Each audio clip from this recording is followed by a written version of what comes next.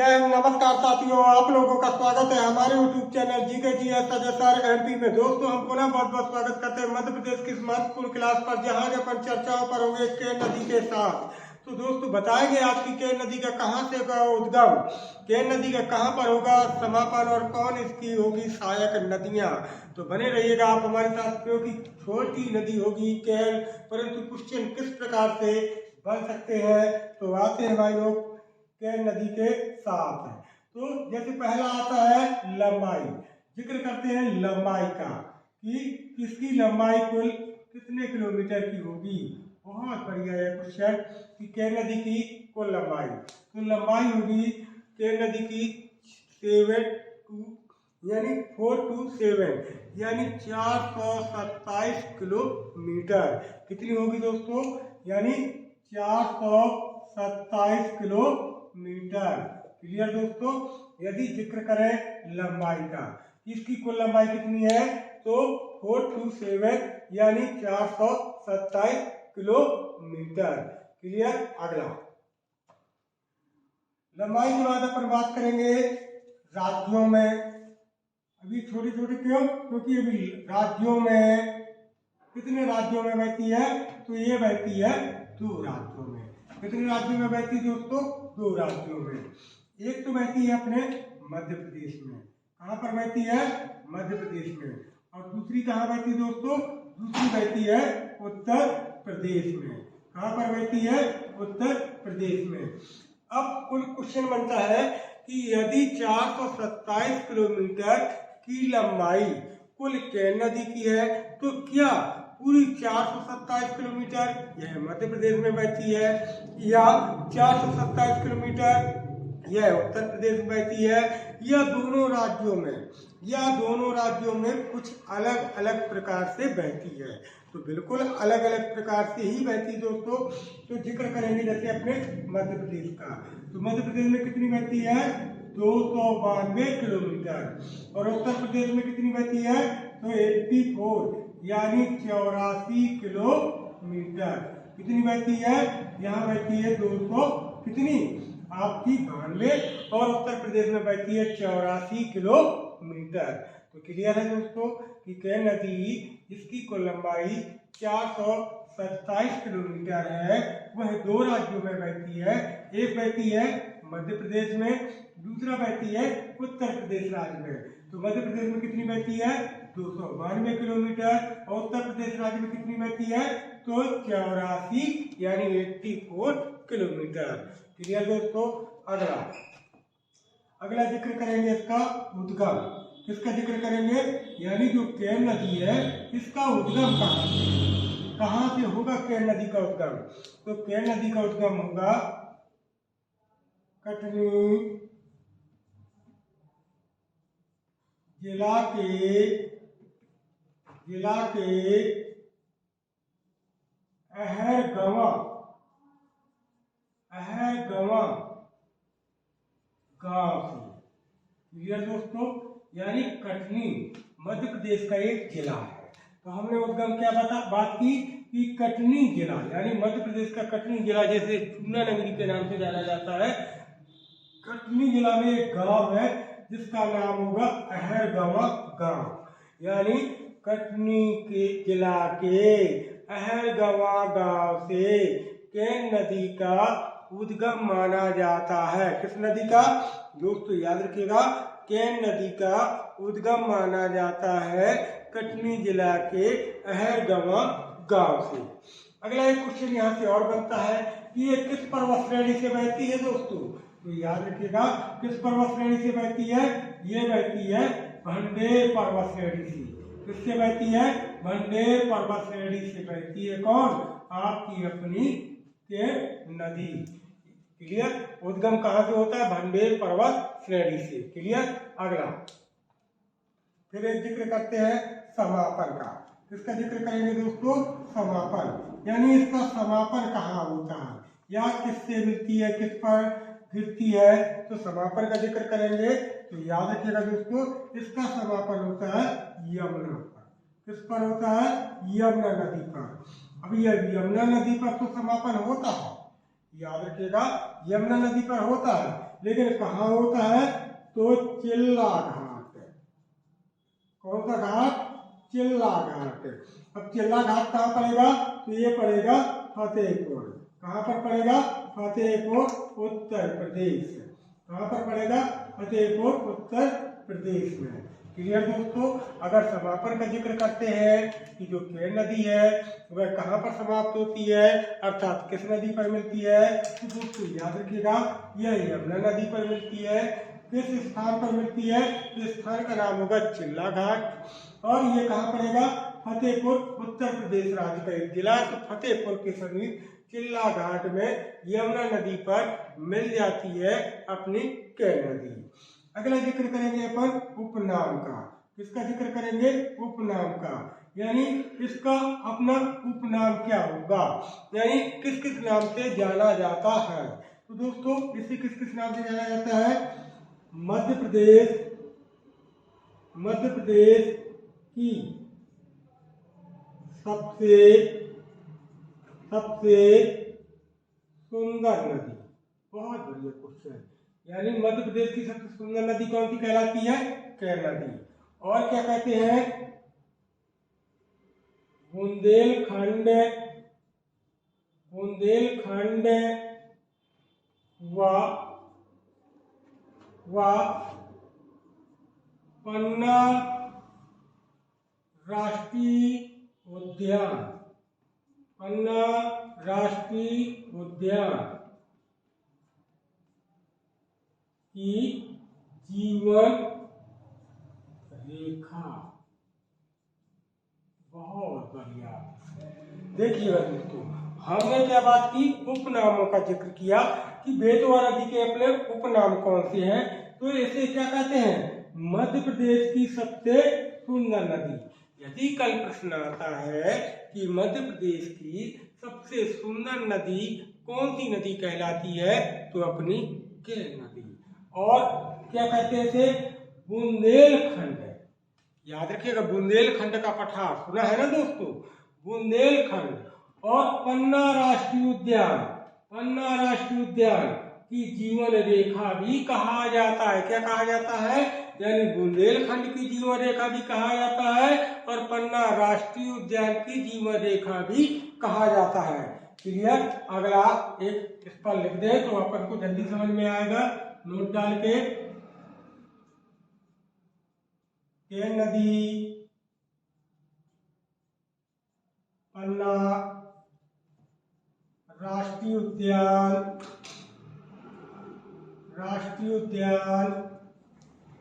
के बीचों बीच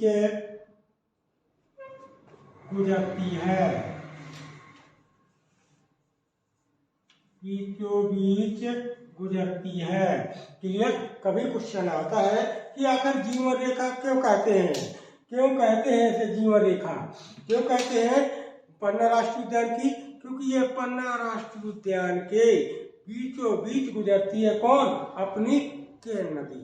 इसीलिए इसे कहते हैं पन्ना राष्ट्रीय उद्यान की जीवन रेखा, बुंदेलखंड की जीवन रेखा और मध्य प्रदेश की सबसे सुंदर नदी। अगला जिक्र करेंगे दोस्तों शहर। यानी इसके किनारे, केन नदी के किनारे शहर कौन सा स्थित है? किसका जिक्र करेंगे? शहर। तो जैसे शहर पर अपन आते हैं तो शहर वैसे तो छोटे छोटे कई शहर है, लेकिन महत्वपूर्ण शहरों पर याद रखिएगा जैसे बांदा। याद रखिएगा बांदा जो किसका जिला है? उत्तर प्रदेश राज्य का एक जिला है बांदा। इसी नदी के तट पर स्थित है। क्लियर दोस्तों? बांदा किस नदी के किनारे है? तो दोस्तों याद रखिएगा बांदा जो अपना शहर है वह केन नदी के किनारे ही स्थित है। क्लियर? अगला फिर क्वेश्चन, शहर के बाद अपन जिक्र करेंगे कि केन नदी पर बांध कौन से हैं। किस पर जिक्र करेंगे? बांधों पर। किस पर बात करेंगे? बांध। यानी कौन कौन से बांध स्थित है केन नदी पर। तो बांधों पे आते हैं जैसे बरियारपुर बांध। याद रखिएगा दोस्तों बरियारपुर बांध। और दूसरा बांध कौन सा है? अपना गंगाऊ बांध। ये बांध किस पर है दोस्तों? ये अपने दोनों जो प्रसिद्ध बांध है, एक बरियारपुर बांध और एक गंगाऊ बांध, ये दोनों बांध केन नदी पर है। शहर का जिक्र करते कि कौन सा शहर है? तो बांदा, जो उत्तर प्रदेश का एक जिला है, केन नदी के ही किनारे स्थित है। क्लियर? अब बांधों के बाद आते हैं अपन जलप्रपात की ओर, यानी जलप्रपात। कौन कौन से जलप्रपात स्थित हैं? यानी केन नदी पर जलप्रपात। तो जैसे आते हैं, आपने जलप्रपात का नाम सुना होगा, पांडव फाल जलप्रपात सुना होगा। 38 मीटर की ऊंचाई है, 38 मीटर, पांडव फाल जलप्रपात। जैसे आपने नाम सुना होगा गाथा, गाथा जलप्रपात। जैसे आपने नाम सुना होगा रने फॉल जलप्रपात। अब देखिएगा कौन कौन से जलप्रपात। तो एक तो हमने बताया पांडव फाल जलप्रपात, एक गाथा जलप्रपात, एक रने फॉल जलप्रपात। परंतु दोस्तों याद रखिएगा, जो रने फॉल जलप्रपात है वह केन नदी और किस पर? खद्दर नदी। किस पर? केन नदी और खद्दर नदी, दोनों नदी के संगम पर, दोनों नदियों के संगम पर स्थित है। याद रखिएगा, दोनों नदियों के संगम पर स्थित है रने फॉल जलप्रपात। क्लियर? कहाँ? अपने यही राजनगर के, याद रखिएगा राजनगर तहसील के पास। तो केन और खद्दर, याद रखिए छतरपुर जिला में पड़ती है आपकी राजनगर तहसील, और उसी के समीप केन और खद्दर नदी का जो संगम होता है वहीं पर स्थित है रने फॉल जलप्रपात। क्लियर? रने फॉल जलप्रपात। अगला जिक्र करेंगे अपन झील, यानी इस पर झील कौन सी है? तो कौन सी प्रसिद्ध झील है दोस्तों? उस झील का नाम होगा रणगुआ झील। क्या? रणगुआ झील, रणगुआ झील। क्लियर दोस्तों? रणगुआ झील। यदि क्वेश्चन आता है कि इस नदी से कौन सी झील बनाई गई है, तो दोस्तों रणगुआ झील तैयार होती है। और यह किस नदी? केन नदी, केन नदी। क्लियर? अगला महत्वपूर्ण तथ्य नोट डालते, नोट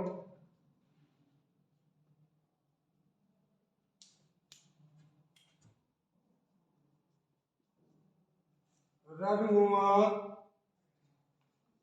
झील का बंटवारा, झील का बंटवारा सन 1972 में, 1972 में किया गया था। कब किया गया था?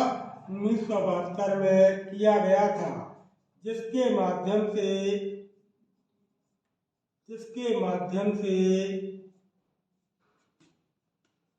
20% मध्य प्रदेश और 80%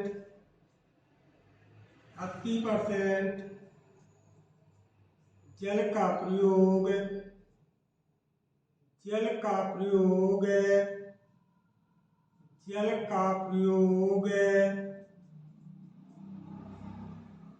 उत्तर प्रदेश के द्वारा किया जाएगा। बहुत बढ़िया क्वेश्चन, बड़ा प्रश्न लेकर, अच्छा प्रश्न। समझेंगे दोस्तों, हमने क्या बात की है कि रणगुआ झील का बंटवारा, यानी जो रणगुआ झील के नदी पर है उसका बंटवारा 1972 यानी 1972 में किया गया, जिसके माध्यम से 20% जल का प्रयोग करेगा मध्य प्रदेश और 80% जल का प्रयोग करेगा उत्तर प्रदेश। कौन करेगा? उत्तर प्रदेश। तो लेंगे दोस्तों इसका स्क्रीनशॉट, क्योंकि हम बात करेंगे आगे के विशेष महत्वपूर्ण तथ्य, यानी केन नदी पर कौन कौन से और महत्वपूर्ण तथ्य बन सकते हैं। क्लियर दोस्तों? तो चलेंगे।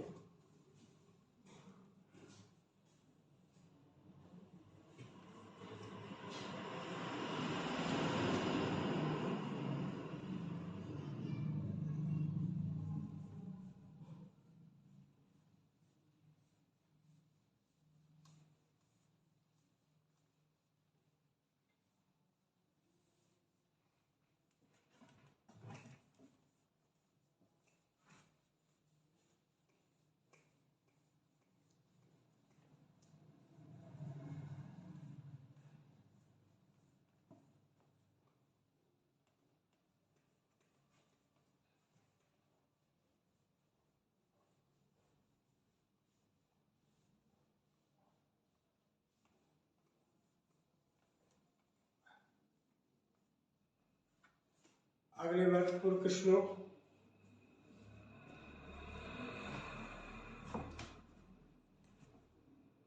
कैन की और नाम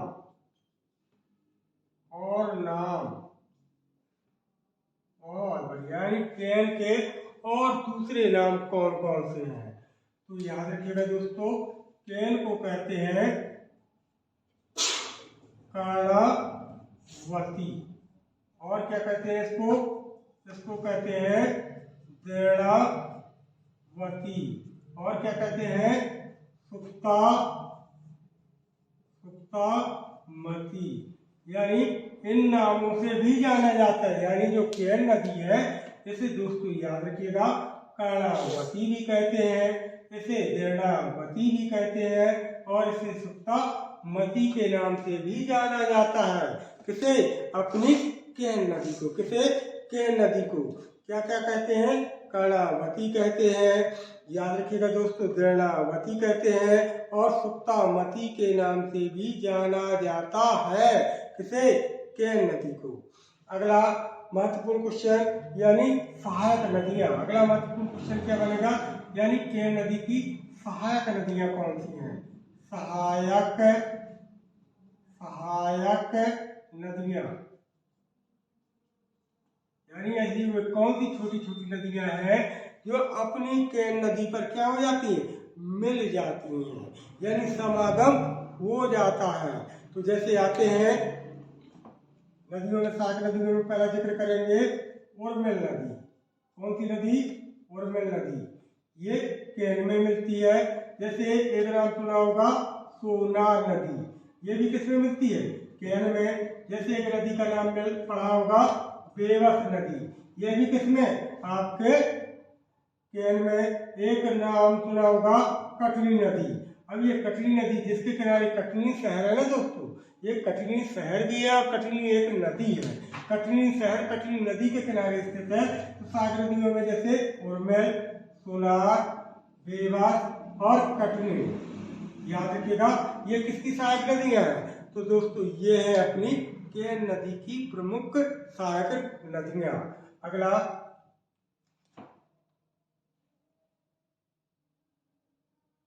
कैन नदी से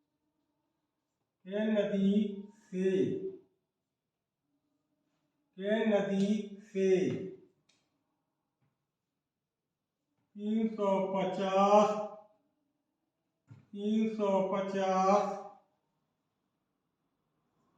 वर्ष पहले सजर स्टोन नामक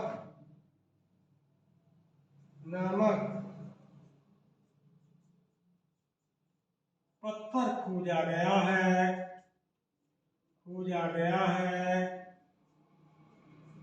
जो ईरान देश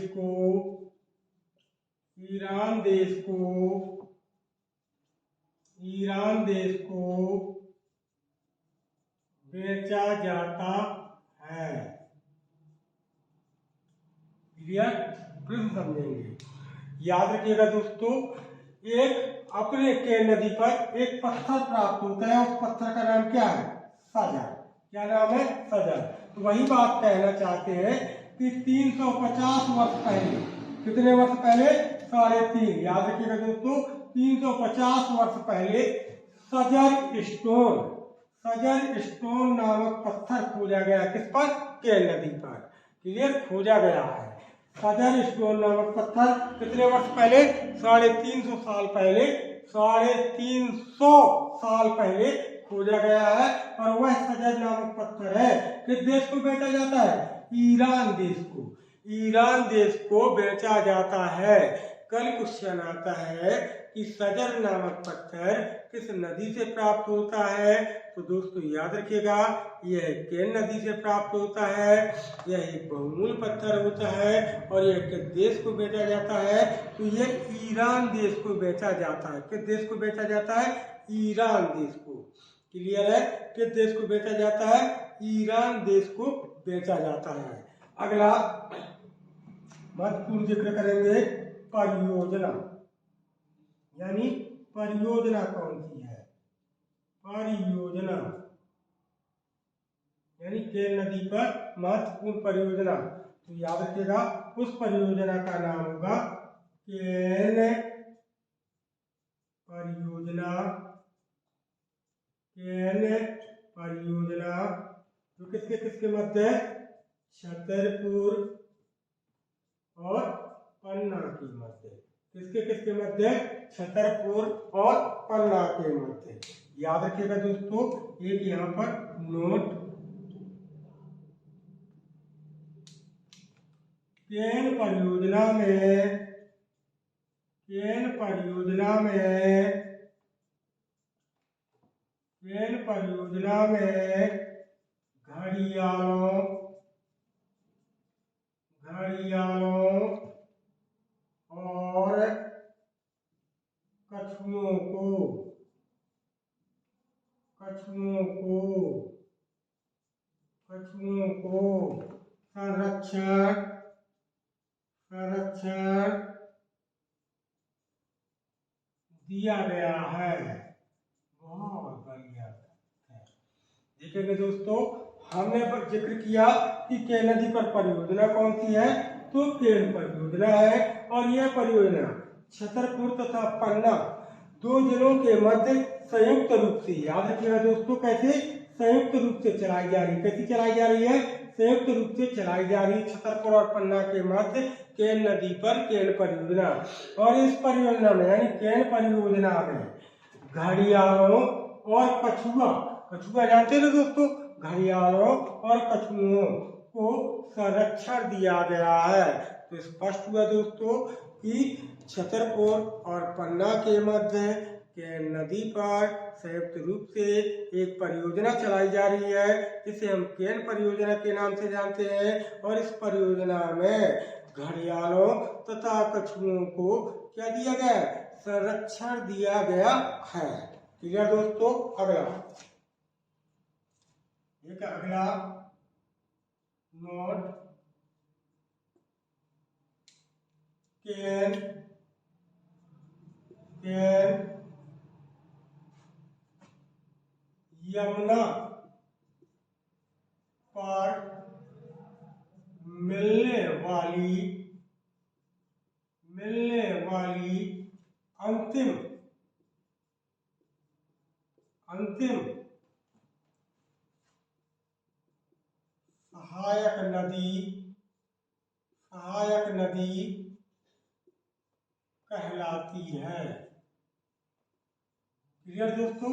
बहुत बढ़िया तथ्य। हमने क्या बात की है कि केन, याद रखना दोस्तों, केन, केन, केन यमुना पर मिलने वाली अंतिम यानी लास्ट सहायक नदी ही कहलाती है।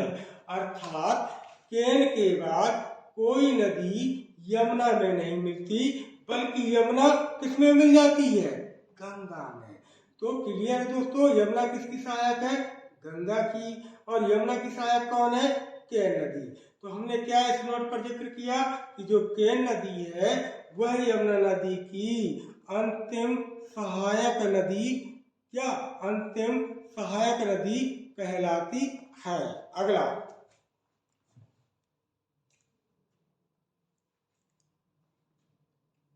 अगला भारत की पहली केन बेतवा लिंक परियोजना, लिंक परियोजना,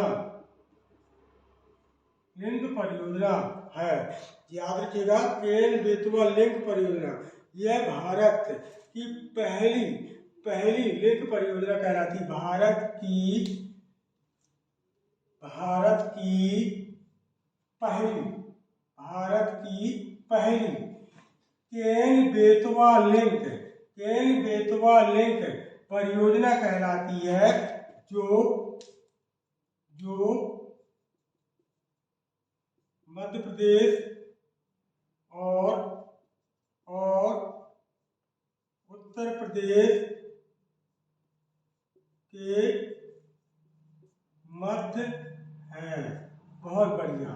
हमने क्या बात की है कि भारत की पहली केन बेतवा लिंक परियोजना है जो मध्य प्रदेश और उत्तर प्रदेश, ये दो राज्य हैं, मध्य प्रदेश और उत्तर प्रदेश राज्य के मध्य स्थित है।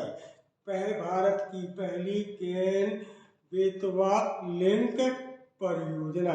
क्लियर दोस्तों? तो इस प्रकार से याद रखिएगा दोस्तों, केन नदी की ये महत्वपूर्ण तथ्य जो एग्जाम की दृष्टि से बहुत ही इम्पोर्टेंट तथ्य हो सकते हैं। उम्मीद के साथ कि आपको क्लास बेहतर समझ में आई होगी, और क्लास बेहतर समझ में आई तो प्लीज क्लास को ज्यादा से ज्यादा दोस्तों के पास शेयर कीजिएगा। साथ ही क्लास को लाइक और कमेंट के माध्यम से हमें सपोर्ट प्रदान कीजिएगा, क्योंकि हम कल पुनः मिलेंगे अगली नदी के साथ। जब तक के लिए दोस्तों, जय हिंद, जय भारत।